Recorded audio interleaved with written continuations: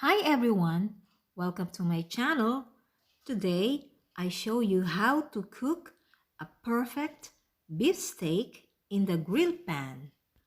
First, you need a fresh slice of a beef. Season it with a little bit of salt. You may add other spices like pepper and garlic and other herbs. Don't exaggerate or else it will compete with the taste of the beef steak.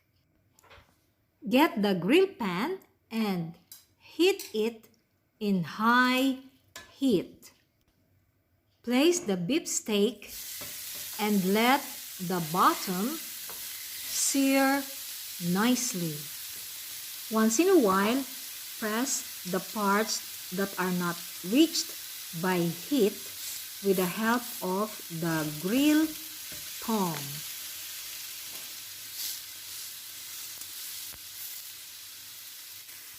After 4 minutes, flip the beef steak. Considering the thickness of this beef steak, cook the other side for about 3 minutes more.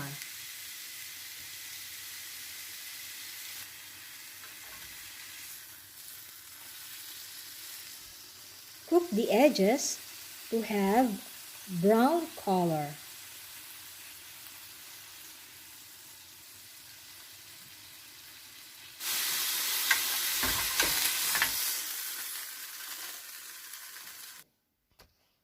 Add a little olive oil so that it will not get dry.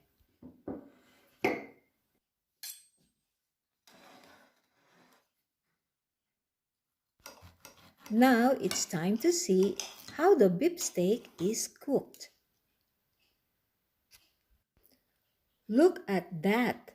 The beef steak is not overcooked nor so raw. To me, it is perfectly cooked.